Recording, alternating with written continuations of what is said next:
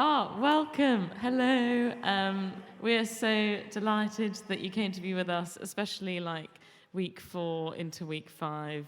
It's a tough time, so thank you for coming. It's so good to see you all. We've got Andrew with us today, so I'm just going to invite him up and introduce him for us. Andrew, just tell us a little bit about who you are and what you'd normally be doing if you weren't with us today. My name's Andrew, and I am do I dare tell you that I'm a Jonian, which means some of you love me and some of you hate me. And so I was at St John's in 1993 to 1996, and even though I don't look that old. And I now am a minister in Greenwich in southeast London. And my fun fact is that my house is on the 0-degree longitude line, so I think it goes through my bed. So I don't know which side of the world I got out on this morning, but yeah. That's a very cool fun fact. Well, I'm just going to hand straight over to Andrew. The question, if you didn't know what you've come to, the question we're thinking about is why can't we all just admit we don't know? So kind of questions about being agnostic. What can we know? What can't we know? So I'll hand over to you. Thanks very much. Better not to be dogmatic. No one likes a crazed fanatic. Here's a girl who's got her wits on the fence, that's where she sits, saying no one's right or wrong. Maybe, baby, maybe, baby. That's the chorus of the Cool Agnostics song. Buddha, Allah, I don't care. He's to say what God is there. I love Man U, she loves Spurs. I've got my truth, she's got hers. There's no need to disagree. Maybe, baby, maybe, baby. That's what I say to your Christianity. I want someone to write the music to that. That's my lyrics for a song about being an agnostic. I think it is kind of the spirit of the age. Most of my friends, if you ask them about religion or about Christianity, they say, I don't know. I'm happy for you that you're a Christian. I'm happy for you that you're a Buddhist. I'm happy for you that you're an atheist. And I'm not really made up my mind either way. I'm just not sure. The word agnostic, you probably know, just means to not know something. So the Greek word gnosis means knowledge, and you put an A in front of it to negate it. So you could call a vegetarian an a-carnivore, or someone who doesn't like bagpipes, you could say was a-Scottish. If Gnosticism is about knowledge, then agnosticism is about not knowledge. But actually, when you push a bit further, there's different kind of ways in which you can be agnostic about something, different ways in which you can not know. So on the one hand, you might be agnostic about something because you accept that it's knowable, it's just that you yourself don't know it. So I could say I'm agnostic about the neurological basis of ventriloquism. And years ago, I did a PhD in auditory neuroscience, and I read a fascinating paper about it, published in 1994, but I haven't kept up with the research, and I don't know whether they found any more since, and so I'm agnostic. It would be possible to know. I could read up in the literature, I could do some experiments of my own, but I haven't done the experiments, and so I'm agnostic. Or similarly, I could say I'm agnostic about how many helium balloons it would take to send my mother into space. It's actually quite a simple experiment, just attach one, attach two, and keep adding until, there she goes. But, I haven't done the experiment. My mother's scared of heights. It doesn't seem very kind, so I'm agnostic about it. Now, it might be that you're agnostic about a whole load of things in life just because you've never checked, you've never researched them. You might say I'm agnostic about Jesus because I just never read any of the first century historical documents. I've never really looked into the philosophical coherence. I've never really investigated. Now, of course, that's sensible. In which case, you could resolve your agnosticism just by doing some research. And, I'd really recommend that. It was actually when I went to Cambridge that I first started seriously thinking about Jesus. I'd been to church before that. I was in a church choir when I was 9 years old with a high-pitched voice. But I was disillusioned with it. It was just a sort of Sunday cultural thing. I never asked serious, historical, rational, logical questions about Jesus until I got to university. And I'd encourage you to ask them. So you might be agnostic because you just never looked into it. Other people, though, are shaking their heads at this point because for them, agnosticism is more of a conviction. It's more of an absolute thing. They're not just saying, I don't know because I haven't checked, but they're saying we can't know. It wouldn't be possible to know whether there was such a being as a God, like in the Bible. You could never be sure about that. I'm going to call that sort of type 2 agnosticism or absolute agnosticism.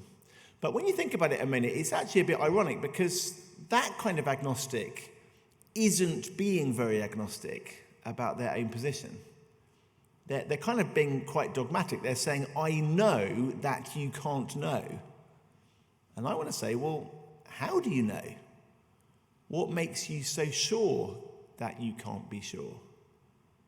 To say, I know that there's not enough evidence for God is a bit like saying, I know that there's no treasure hidden in Leicestershire. I mean, how could you know that? You'd have to have first dug everywhere. You know, what if there was a gold ingot hidden beneath an inconspicuous cabbage field, or a diamond necklace hidden inside a detergent bottle at a postcode that the police haven't yet checked? Let's face it, the University of Leicester Archaeological Services, who do a lot more digging than the rest of us, didn't even know until a few years ago that King Richard III was buried under their local car park. You know, to be sure that evidence doesn't exist is actually tantamount to claiming to know everything. You'd have to have bottomed out every philosophical question, you'd have to have done every bit of archaeological research, and you haven't. So it's actually an irrational thing to be sure that you can't be sure. And if at this point some of you are wondering about Heisenberg's uncertainty principle in quantum mechanics, or Gödel's incompleteness theorem in Boolean algebra, because this is Cambridge and at least somebody is thinking of that, then you also know that those things don't really apply to questions of life, eternity, and the existence of God. So it's possible to not be sure because you've never checked. It's possible to suggest that you can't be sure, but that's actually absurd. I think most people, though, in the world, and certainly most of my friends, and probably me myself, we're not agnostic in either of those ways. It's not so much a position as a strategy. What we're really saying is, well, I don't want to know, so leave me alone. You know, I'm not against you. I've got nothing against your beliefs. It's fine for you that you're a Christian or a Buddhist or a Hindu or an atheist, but, you know what? Just don't bother me with it. I just want to get on with my life. Now, the reason for this, I think, is because people have a suspicion that Christianity, if you get too close to it, would totally mess up your life. I remember someone telling me that churches are like helicopters. If you get too close to them, you get sucked into the rotors. You know, as in, you get the idea. I'm not very good at telling jokes. But, you know, that's the idea that for church, that's the idea for Jesus. You know, if you got too close, wouldn't he suck the joy out of your life? If Christianity had a colour, it would be grey. If you could sum up the Christian ethic in a word, it would be don't. Christianity means ill-conceived fashion choices. It means rainbow guitar straps. It means being boring, anti-fun, anti-joy, anti-sex, anti-women, anti-gay, anti-anything. Who would want that? So we just have this idea that because Christianity would be bad, or at least inconvenient, or at least boring, it would be just safest to leave it at arm's length. One of my friends described his surprise at reading of Jesus' first recorded miracle. Jesus is at a wedding, they run out of wine, and Jesus gets some jars full of water and turns them into wine. And he said it wasn't the science of it that surprised him. I mean, sure, H2O to C2H5OH, you know, it can't ordinarily be done in a laboratory, let alone all the vanillins and flavanols and anthocyanins and all the chemistry of wine. You can't do that in a chemistry lab, but, you know, why shouldn't the God who made the universe do some party tricks? You know, it wouldn't be in principle impossible for Jesus, if he's God who runs the laws of physics and chemistry, to mess around with them to get our attention. It wasn't so much the miracle that surprised him. The thing that surprised him was that Jesus wasn't instead going around the world turning all the wine into water. like as if God is desperately anxious lest people might be enjoying themselves too much at a party. Jesus did turn water into a lot of wine, 600 bottles of wine at a wedding he made. And of course that taps into a truth about God. God isn't anti-alcohol, because who do you think invented grapes and fermentation and the fact that in oak tree bark there would be vanilla flavour, that if you aged wine in it, it would taste even better, and all that stuff. I mean, surely if God's the creator of the universe, then the fact that we enjoy grapes and oak trees might be something to do with his idea. I mean, God is against drunkenness, but that's because alcohol, if you use it badly, can really hurt you. I've actually got a very close friend I was texting earlier today who lost his wife and mother of his 2 kids to alcoholism. She died of a seizure. And alcohol, if it's used badly, if you become dependent on it, it can wreck your family. Maybe you know that in personal experience. But alcohol used well can be fun. God's not against it. Same's true of sex. Jesus goes to a wedding. Weddings are kind of about sex, aren't they? Boy meets girl. Boy and girl have kids. It's not like God thinks, oh, how did they do that? You know, obviously the Creator has designed the way that to produce other human beings involves certain bits of your body fitting together with somebody else's whom you find attractive and it's pleasurable. And, you know, he decided where to put the nerve cells and the social bonding. And it's not like God didn't realise that we could do sex and is a bit horrified by it. God invented sex. Now, of course, sex used badly can really hurt you. You've only got to say the names Harvey Weinstein or Jimmy Savile, and that's pretty obvious to us. So God is a giver of really good things, and he tells us how to use them so that we don't cause harm and so they can be a source of joy. So Jesus shows up at a wedding and they've run out of wine, and he makes the party go with a real swing. And if that's a surprise to you, then I think you haven't quite got Jesus. You know, when's the last time that someone in Cambridge said, oh, this party is really a bit of a damp squib?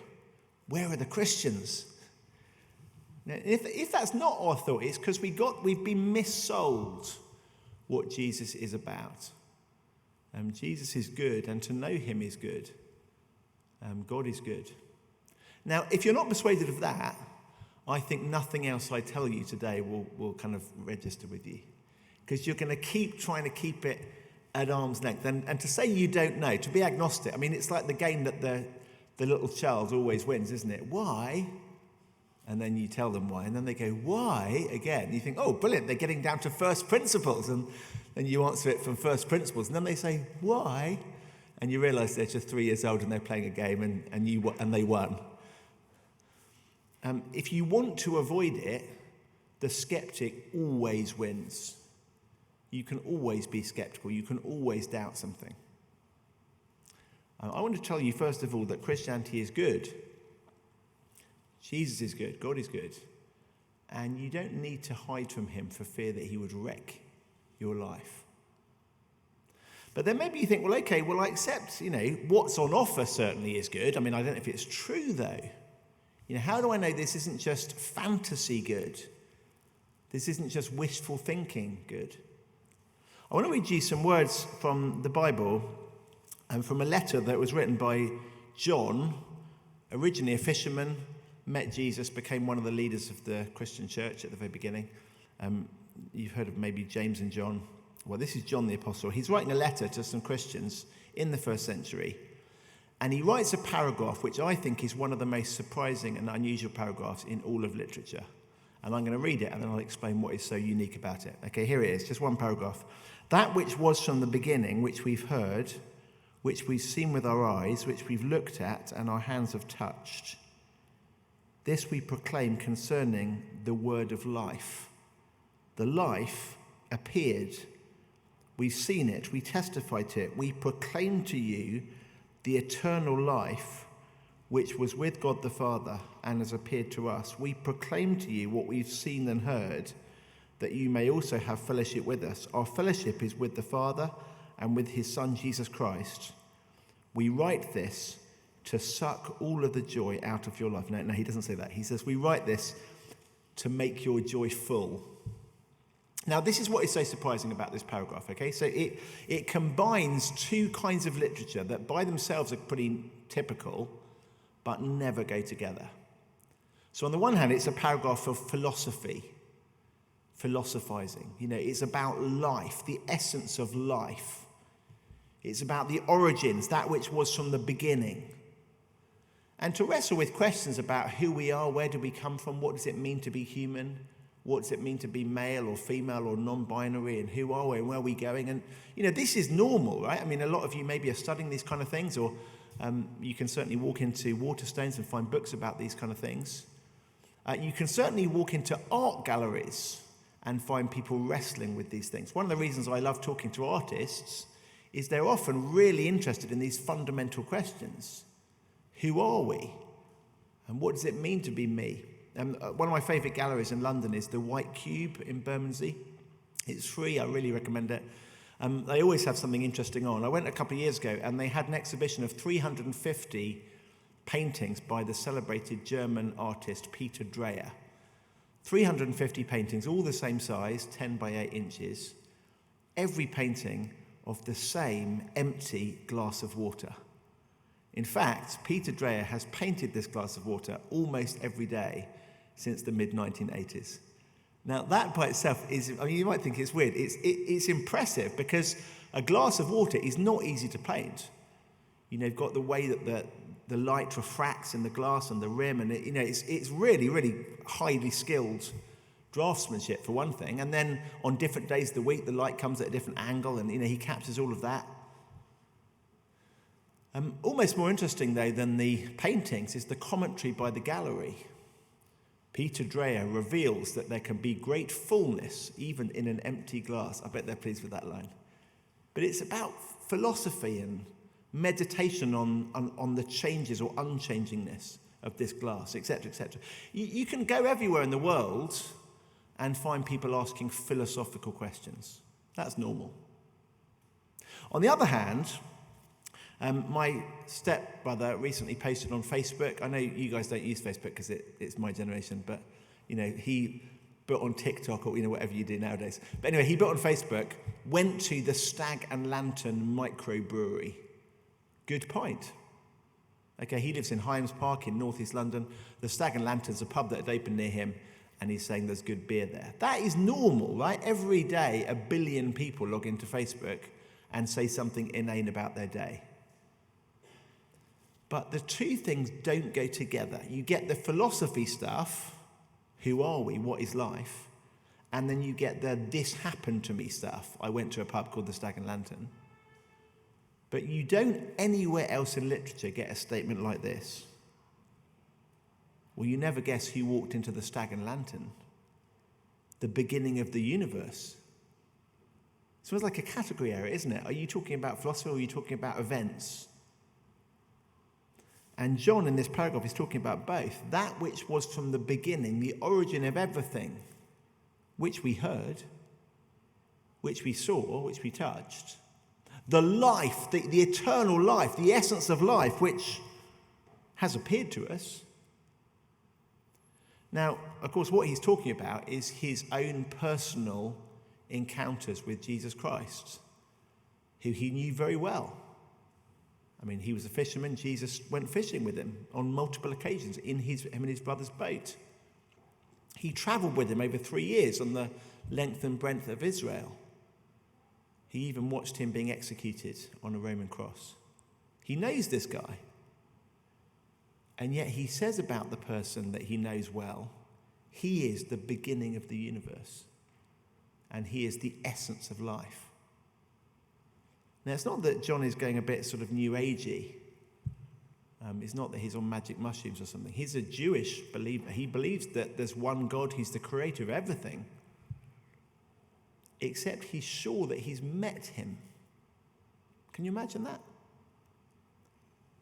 The Christian claim is that God isn't just an idea or a philosophy or some sort of concept or some unknowable being in the sky, but that the God who made everything became a human being and got in John's boat. In other words, there would have been a time, 2,000 years ago, in in the Middle East where a group of people like this one, and one of you made the universe. You're like, which of us? You're looking around. Somebody sitting in a room with other people in a room, except he was also the beginning of everything. Now, that is an extraordinary thing to believe, isn't it, about another human being who is your friend. I've been speaking for about 20 minutes, which means I've got to shut up soon. 20 minutes is long enough to persuade all of you that I am not God, I think. Does anyone think, wow, the creator of the universe has come to speak to us this lunchtime? No, it's just a bald bloke from Greenwich, right? But just think, imagine you didn't just spend 20 minutes with me, you spent 3 years of your life with me. Well, you would obviously know I'm just a normal bloke. And yet somehow John and the other apostles, they spend 3 years of their life with Jesus, and they are certain that they have met the one who made everything. Like, what persuaded them of that? And I hope you're at least curious about that question. There were people at the beginning of the Christian era who were not agnostic about Jesus. And they were the people who were there, who knew him. If you said to John, how sure are you about your philosophy? Oh, 100% sure. Well, how can you be so sure? Well, because I met him. And maybe he's thinking about some of the extraordinary things that he saw, Jesus turning water into wine, which you cannot do. Jesus healing a man who had been born blind and had been blind from birth. I love that particular one because, people who think maybe Jesus' miracles were staged, it's kind of difficult to stage that, isn't it? Excuse me, do you mind pretending to be blind for your entire life? And in sort of 30 years' time, I'll come along and pretend to hear you. Yeah, okay, says the little baby, he can't even speak. I mean, the whole village knows this guy's blind. His parents know he's blind, and then Jesus comes and heals him, and everyone knows he can see. It's interesting that if you read the first century biographies of Jesus, you discover that plenty of people opposed Jesus, but even the people who opposed him granted that he did these miracles. It's actually an axiom of their argument against him that he actually did it. In fact, they get upset because he did it on a Saturday, and for particular reasons of their interpretation of the Old Testament law, they thought he shouldn't have done it on a Saturday. But they think he did it. They could see the man could see, and he was blind. Or the time that Jesus fed 5,000 people, and all they had to go round was 5 bread rolls. And then they captured up the leftovers, and they had 12 basketfuls of bread left. You ended up with more bread at the end than you started with. I think that, as miracles go, that gives physicists a headache. I think that's the biggest one. The conservation of matter is messed up. I don't know what God did with the extra atoms. Maybe he is antimatter, so you can work that out. God did something pretty unusual. But they saw it. They didn't understand it. They saw it. I think the episode that John is thinking about is a famous one involving a guy called Thomas, and he's often known as Doubting Thomas. And for the purposes of today, I'm going to call him Agnostic Thomas. The scene where Thomas is most famous comes after Jesus has been killed on a cross. And they've nailed him to the cross, and he's died of suffocation. And then to check he's dead, the Roman centurion has put a spear into Jesus' side. And he's dead, and blood comes out and water comes out. And then they bury Jesus in a tomb. 3 days later, people start saying that they've seen Jesus alive again. And actually, there's quite a lot of witnesses to this, different groups of people at different occasions. We've seen him. And Thomas hears this report from his friends. We've seen Jesus alive. And he says, no. How gullible do you think I am? I can't believe that he's alive again unless I put my fingers in the marks where they put the nails in and put my hand in his side. Now, this is actually a very good test, isn't it? Because Thomas says it's not enough for me to have a dream about Jesus. I've actually got to see him and meet him alive, and I want to check physically. And by asking to put his hand in the nail marks and in the spear mark, it's actually a double test, because by touching someone, you can tell if they're alive, I think, pretty easily. But by touching the scars, he's verifying that the person who is alive is the same as the person who was killed. He's sort of verifying Jesus' execution and his resurrection all in one. And he gets to see it and to touch it. If you're into art, as I said I am, then look up Caravaggio, the painting The Incredulity of St. Thomas. Find it on Google Images. It's a fantastic painting.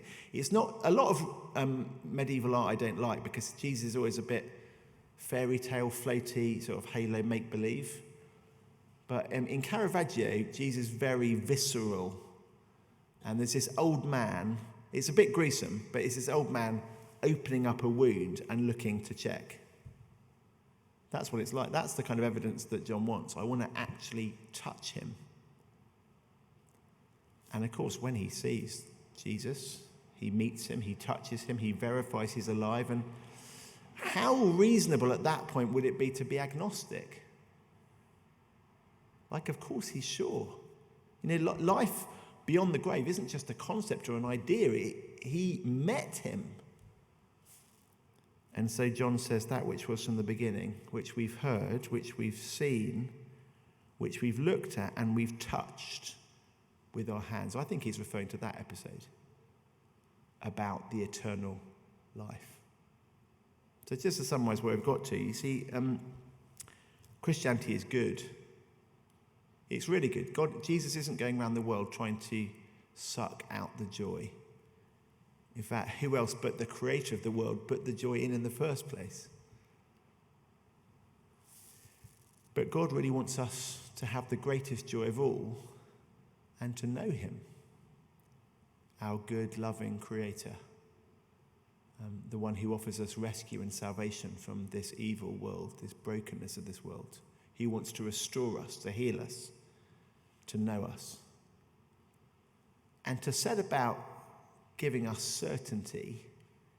He didn't just send philosophers to puzzle it out, to think deeply about it from first principles. He just shows up. He comes into the world in history and people meet him. And so the biggest philosophical questions in the world become a person that John met and Thomas met and a whole group of them met. And he says, we tell you what we've seen and heard so that your joy might be complete. Well, I've got loads more to say, but I've got no more time to say it. So I think that the deal is that you get a chance to discuss around tables. Come and grab me if you'd like to discuss, or pull me onto your table for a question. Otherwise, we'll have questions, I think, all together, and you're going to explain how. Thanks. Wonderful. Yeah, do take some time to chat on your tables. Maybe think about, would you describe yourself as on the fence? Why would you say you're on the fence? Are there reasons you want to kind of keep Christianity at arm's length? So all those sorts of things. It'd be great to have some time to chat. If you need to head off to a lecture at any point, then you're most welcome to feel free to just leave. But yeah, there's also some more sandwiches, so if you're still hungry, grab some more food and get chatting. This is the QR code. If you want to submit a question, then just scan that, and we'll come back in a few minutes. Thank you so much. Sorry, very loud. I don't want to break up your conversations. If you need to head off, then feel free, but we'd love you to stay. We've got a few questions to answer, so I'm just going to do them in order of popularity. You can vote up any that you're interested in. So the first question we got is, you spoke with the assumption that the stories in the Bible, like about Thomas, are true. How can we be sure it's not made up? Yeah, well, it's a good question. John thinks it's true. So John, who's writing this letter that I mentioned, so John the fisherman who knows Jesus, he thinks it's true. The writers who wrote the biographies of Jesus that are in the Bible think that they're true. We're just talking about this on our table. Somebody said, yeah, but they're biased because they believe it. But actually that's true of everybody, isn't it? So I was saying to one of these guys who's a medic, and I was saying, never trust a book about medicine written by a doctor because they think it's true. Obviously you necessarily don't publish something you think is true, but mostly you do, works of non-fiction. So the fact that you believe in it isn't a reason by itself to think that you've lied. Now, there's other questions you might ask, like, were they actually there? Did they know what they're talking about? Did they have an ulterior motive? So if the early Christians had become super rich in what they'd written, or if they came out looking, if it was very flattering about them personally, at the risk of offending someone, it's one of the reasons I'm very suspicious about Islam. So Muhammad, the claim is, met the angel Gabriel in a cave alone and received a revelation. And I think, did he? Like, how could you check that? Because there was no one else there. But then I'm more suspicious when I discovered that the revelations that he supposedly received were massively advantageous to him as an individual. He becomes rich and powerful, and when there's questions asked about the age of one of his wives, there's a revelation saying that you shouldn't question the prophet about his wife and so on. I thought, that's convenient. And it just seems very self-serving. Whereas you read the Gospels, the writers of them, the writers of these biographies of Jesus, they don't come out of it very well at all. They're very honest about their mistakes and their weaknesses and their faults. And you think, why would they make that up? And there's a whole load of sort of gaffes that they commit. So you probably know one of Jesus' most famous sayings is when people ask him, should we pay taxes to Caesar or not? And it's a trick question, because if he says no, then he'll be arrested by the Romans. And if he says yes, then all the Jews will think that he's betrayed them. So he can't win. And Jesus famously says, whose inscription's on the coin? And it's a denarius. And they said, well, Caesar's. And then Jesus says, well, give to Caesar what is Caesar's and give to God what is God's, which is a just brilliant answer. But it's not a popular answer, because the Jews of the time, they want a Messiah who's going to be a revolutionary to lead them to war against the occupying powers. And instead, Jesus tells them to pay taxes to Caesar, who they hated. And there's a problem for Jewish people, because in the Old Testament, in the Jewish scriptures, in the book of Deuteronomy, it said that anyone who was hung on a tree was under the curse of God.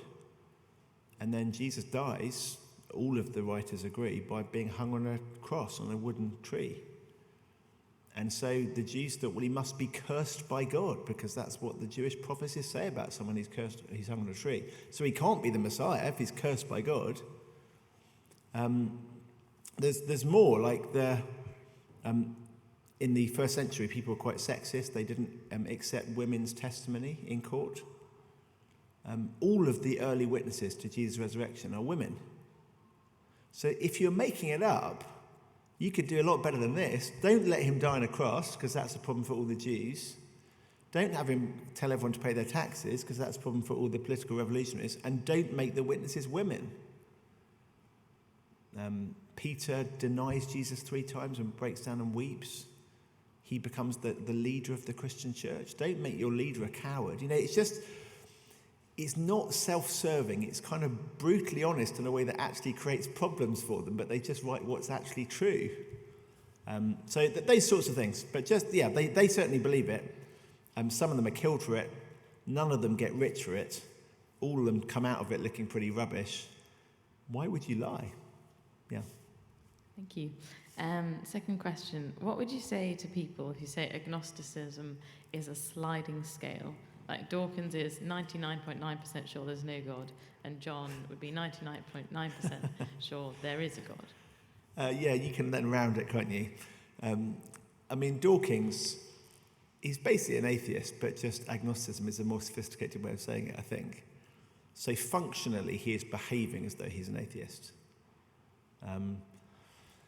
I don't think John is 99.9%. I think he's sure. And I think you would be, wouldn't you? Like, if you were actually there at the crucifixion, seeing Jesus being killed, and then you were there when your mate Thomas met Jesus, touched him, and put his hands in the nail marks, you wouldn't go, I think there might be life after death now. That would be the question answered for you. He's totally sure. Now, people in this room, I don't know where you put yourself. Maybe you're on a sliding scale. But there comes the point when you've got to choose which way am I going to live. Am I going to live as though this is false or as though this is true? And you'd be daft to live as though it's true without pretty good reasons. One of the things I love about the gospel, about the Bible, is Jesus never asks us to believe anything without giving us reasons. So the whole leap of faith thing doesn't really exist in the Bible. It's not a biblical idea. You know, faith is just the normal Greek word for trust. And if you're rational, you only trust things that you have reasons to trust. And the Bible knows that. So God's not saying, trust me, even though you don't know. He's saying, trust me, and this is how you can know. Trust me on the basis of these things. Now, it might be, I say, you're here today and you've never thought about this before. And for you to say, oh, I'll trust Jesus then, would be very stupid of you. Because you've got to find out if he's trustworthy. But I'm inviting you to look into it so that you can be sure.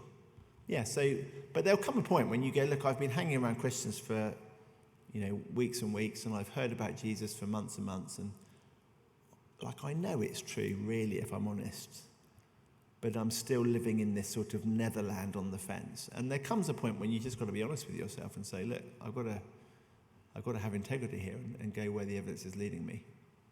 Yeah, so I think if you're at 99.999%, then for goodness sake, put your trust in Jesus. If you're at 0%, then admit you're an atheist. And if you're at 50%, then do some investigating so you can find out. Great. The next question we got is, what if we know we can't know things for sure, but when we weigh up the evidence, we find other beliefs, like atheism, more substantial? I don't know whether is that question like in abstract. I don't know what you mean. So I think atheism isn't more substantial. It's really an assertion that there's no God that leaves unanswered vast questions in science and morality and ethics and humanity, and it makes very little sense. So there's times that I find it hard to be a Christian, but atheism never attracts me because it's philosophically bankrupt. Even something as simple as the Big Bang Theory, like people used to think that the universe was eternal. It had no beginning in time. And eternal things don't need to be explained because they've just always been here. But now science universally believes that the universe began, and if it began, it's got to have a reason why it began. So what's the reason why the Big Bang went bang? And the atheist says, I don't know. Maybe it made itself go bang. It's not a very good answer. A universe that doesn't exist can't create itself. So even something like the Big Bang Theory says you have to have a cause for the universe. And that's even before you get into human origins and consciousness and the extraordinary fine-tuning of the world and the absolute existence of morality. And the atheism really, I think, if you say, I think atheism is more convincing, I want to have an argument with you because it isn't. It's just got so many things that it fails to answer. I think atheism is mainly attractive in the UK because it's an alternative to Christianity. And Christianity is unappealing because people misunderstand it and think God is bad. So if you think that God is anti-fun and anti-joy and anti-sex and anti-women and anti-everything, you're going to want to avoid it. And atheism says, well, this is a way of avoiding it. That's really all atheism's got going for it. It's a way of avoiding God. And it turns out you shouldn't want to avoid God because we've misunderstood him. He's good and generous and kind, and he's the one who invented all of those things that we think he hates. Come and have an argument with Andrew afterwards if you want to. Yeah. We've got a couple more questions. One of them is there any reason to be a Christian compared to other religions? I think lots of reasons, but the main one is, I'm not saying don't investigate other things. Like, by all means, read. I'm not anti you thinking. So go and read atheism. Go and read the Quran. Go and read the Hindu scriptures. Like, of course, I'm not saying think less. I'm saying think more. And I'm not scared of you investigating other things. But the difference is Jesus. John says not just, I heard the best answer to the philosophy of life. He says, I met life. The life appeared. We touched it. We heard it. We testified to you what we've seen and heard. And that is unique. As I've already said, I'm very suspicious of a message given by an angel to a guy in a cave on his own that enormously benefited him as an individual. And it doesn't really compare with the claim of a public figure seen by many witnesses, many of whom gave their lives to testify to it, which is a message of self-sacrifice and life. So you're not comparing like with like, but by all means look at both, but you'll find that Jesus He's very different, and there's nothing like him in another religion. Oh, great. We got just like one more question, which is a bit different, but I know who asked it, so maybe they can come and chat to you afterwards, if that's all right. Sure. Just because I'm really aware of time, I feel like we should wrap up there. But I want to just recommend all our books as you leave are free, so please do take any of them. One of them is Andrew's own book, so if this was interesting but you think, oh, I've got loads more to think about this, then are you 100% sure you want to be agnostic? I can't actually hold it. There we are. Yeah, it's just Andrew's own book. He can probably tell you a bit about it. So feel free to pick one of those up. We've also got these Uncover books, these ones, which are the Gospel of John. So if you're thinking, oh, I don't know if it's just made up, why not read it and see what you make of it? And the other book is, Can Science Explain Everything? So maybe if you're thinking, oh, science seems to be more rational and seems to be opposing Christianity, all those kind of big questions are really well addressed in this book here. So have a look at any of those, but also just like, if you came with a friend who's a Christian, just talk to them. Like, we believe that Jesus is real and we know him, so why don't you ask them about that, and they'd love to chat to you. So thank you so much for coming. Why don't we give Andrew a round of applause for speaking to us. Yeah, and good luck into your week 5. We love seeing you here. We're not back next week, but we are here the week after to talk a bit about, the question is, why aren't Christians good people? So maybe if you've got questions about all the bad things associated with Christianity, that'd be a great one to come to. So we'd love to see you there. Thanks for coming. See you next time.